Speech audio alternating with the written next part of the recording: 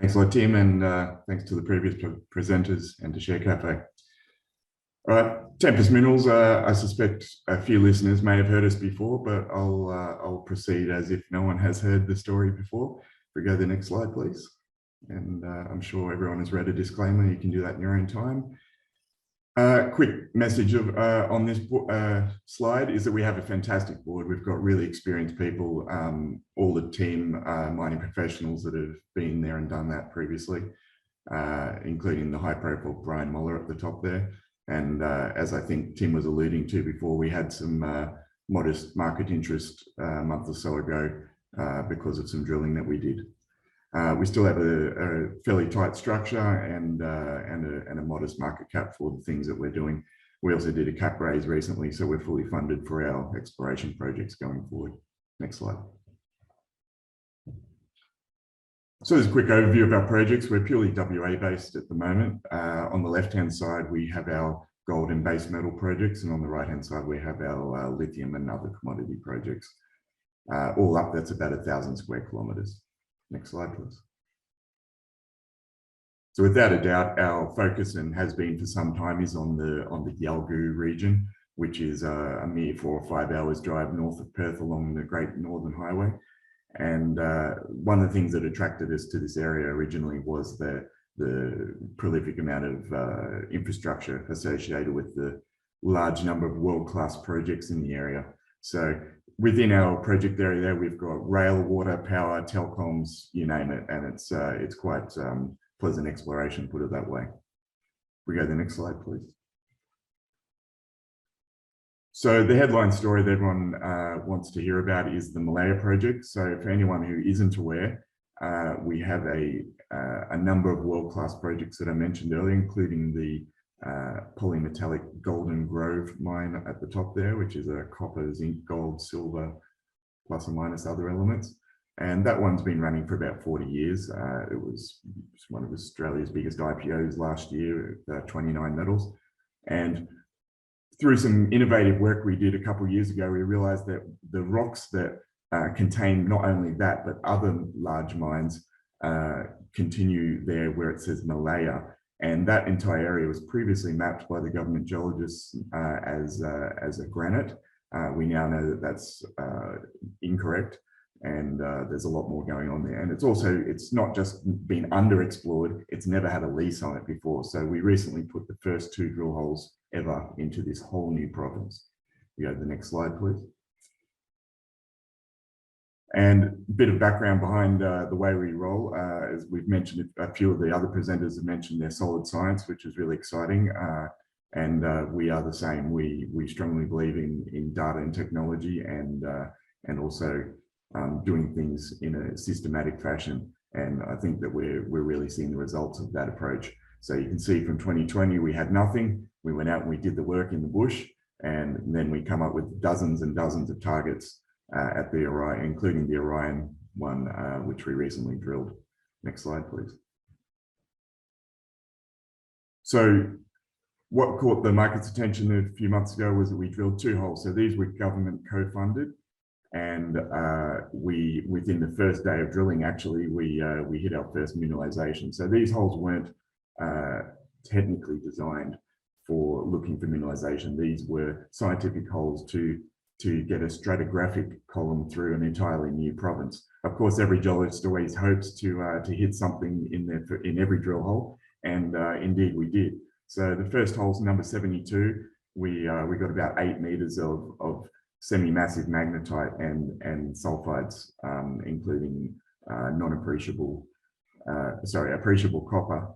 And similarly, at about 420 meters, we got another 10 meters of similar material. And the second hole basically repeated those results.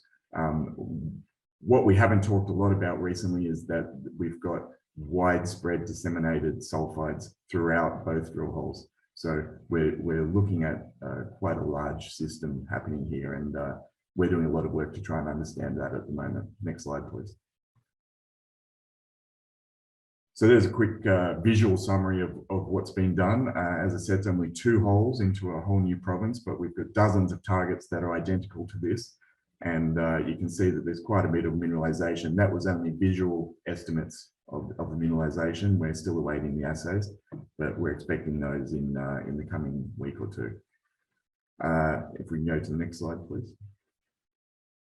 Yeah, so I mentioned earlier, we're doing a lot of work on understanding what's going on there. There's one of our team vigorously logging the core there. So we're doing extremely detailed structural, mineralogical, using a lot of innovative scanning techniques, just trying to get every little bit out of these two holes, and ensuring that our work going forward will be of the greatest quality.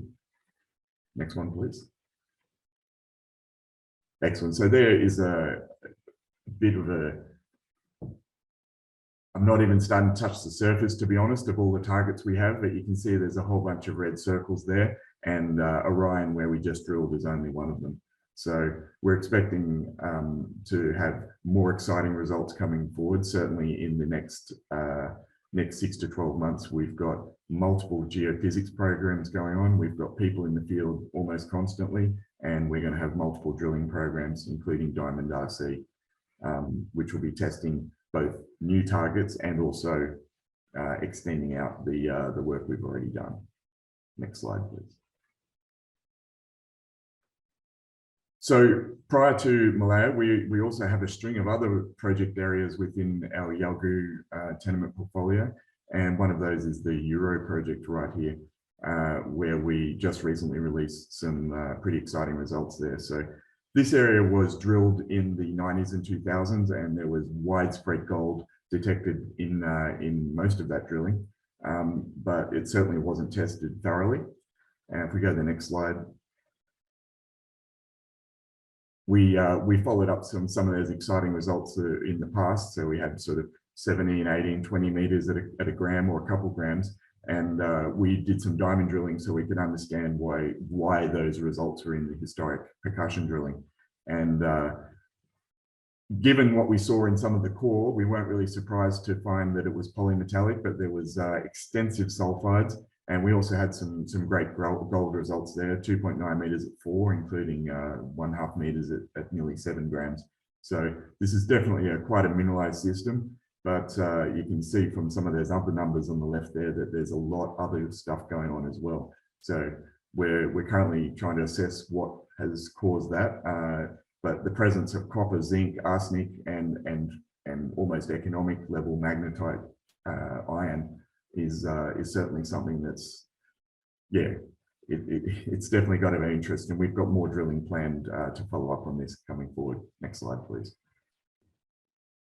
So the Euro project's also quite large. It's, I guess, a couple hundred square kilometers, and the northeastern corner is the only area where we've done any serious work. The rest of the project is pretty much unexplored, including the perhaps unfortunately named Kiev target at the bottom there. But you can see it has a very similar geophysical signature to the very large Rothsay gold mine on the right-hand side there. And we've done some recent or relatively recent field work out there, soil sampling, etc., which will have some news coming up about. But we're very excited to get down there and test that one as well. Next slide, please. So I won't beleaguer this part of the story too long, but for those that aren't aware, this is what started our journey in the Yalgoo region.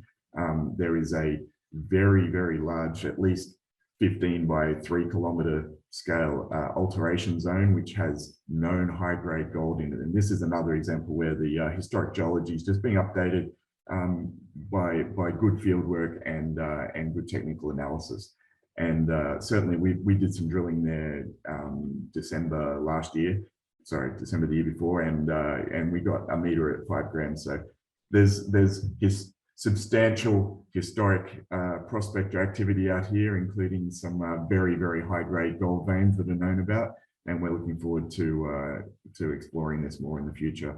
And we think this is the potential to be something similar to the De Grey Hemi discovery, and certainly it is a similar style of mineralization in that it's an intrusive related gold. Next slide, please. And I guess this is particularly relevant for this project, but it's relevant for all our projects, is if we even get a hint of a serious resource at any of our drilling in this zone, we've got numerous processing options. So it's not like we're out in the middle of nowhere and hoping that we'll find something and build a mill or whatever. If we can prove out something, that we could be in production very, very quickly. Next slide, please. The Messenger project is an extension of the Malaya project, so very similar geology, a long strike from where we just did our drilling. This is our least explored project. We did some drilling there Easter last year, and we found widespread gold throughout our drilling there. And this is well known as a high-grade gold area, but I don't think that it's been tested thoroughly, and let alone for base metals. And as you can see, there's a number of pretty serious operations right beside it. Next slide, please. So we also have a modest holding in the Mount Magnet region. You can see we've got the dark blue zone in the middle of the map on the right-hand side. That's our holding, and the dark green area, or light green area to the north of that is Ramelius Resources, which is obviously a multi-billion-dollar market cap company, and also we've got Genesis to the east in the purple. And this whole region's undergoing a geological renaissance where the focus on narrow vein gold is being moved away from, and understanding that these are, again, large scale intrusive related systems. And certainly some of the numbers that are being drilled in the last year or two, for example, Ramelius, you got 124 meters at 1.5 grams. That's not narrow vein, and neither is 74 meters at 1 gram over at Barramaya. So we know we have mineralization on our project. There's old workings that aren't on any of the government records, and the waste dumps of those are carrying gram gold in themselves. So we're looking forward to getting in there and drilling some of the targets that we've been generating later this year or early next year. Next slide, please. So we originally started our journey as a lithium company, and before we rebranded as Tempest, and certainly we retain a strong holding both in domestic lithium and internationally. We have some exposure to projects as well. Recently we did some field work at our Rocky Hill project here, and we found some quite high grade both lithium and copper, which is unusual. And yeah, we're looking forward to finding out what that's all about. And in response to those results, we've also extended this project and pegged a bunch of new ground. And this ground has serious neighbours, including the majors, I believe, Newmont right beside us. So looking forward to getting back on the ground there as well. Next slide, please. So we've got a busy 6 to 12 months coming up to the end of the year. There's going to be a lot of these kinds of things, investor updates. We've got multiple drill programs planned, geophysics, as I mentioned, and that will be a strong driver for lots of news flow. Next slide, please. And that's how you can contact us on any of our channels, should you wish to reach out and follow the story. Thanks, Don. We've got some time for some questions. What role is, you mentioned technology and data, what role are they playing in terms of helping you commercialize what were once older assets? Yeah, that's massive. There's a number of fronts there. Certainly I'm pretty nerdy, and I like to push the boundaries on anything technology as a general rule. But specific examples are the Euro project, because as I said, there was multiple generations of drilling there, and the data was never compiled into one cohesive story. And the minute we did that, we realized that, and we did that through our own database systems. And the minute we put all that together, we realized that there was a trend that no one had picked up before, and that's resulted in some good results at drilling. Malaya is another. I mean, that's the big one. Is I looked at all the data, realized that the geophysics didn't match the historic drilling, and there's the historic geology maps, and we went ahead and drilled another mineralized system there. So. And you're expecting some results from the labs. How busy are those labs at the moment? And can you kind of expect the Malaya results to be on time in the next couple of weeks or so? Yeah, certainly. The labs have been, I'm sure many investors have heard this story, but I have a large degree of sympathy for them. Certainly before COVID, they were inundated with samples from some of the majors, and then they had staffing problems and this kind of thing. they're catching up, and that's a good thing. And we're expecting our results in the next few weeks on time. And you're kind of sport for choice here. You know, you've spoken about gold, and then there's kind of talk of copper and iron and zinc. What actually are you looking for? What is your primary focus in terms of a resource? I'm not a big believer. I know I get criticised for this on occasion, but I'm not a big believer in commodity-focused thinking. If you're looking in big-scale projects like we're doing here, certainly. If you narrow your focus, then you can miss out on other things, and I can give some good examples of that from historic exploration companies. But certainly in the Yalgoo region, copper and gold are our main targets, because we know that they exist there. And we've actually seen a big focus on lithium and companies rebranding. What role does lithium play with Tempest? Look, it's still an important part of our portfolio. It's not our primary focus at the moment, but it is an important part. Okay, Don, that's all we have time for. Appreciate you telling us the Tempest story. Good luck out there. Appreciate having me. Thanks.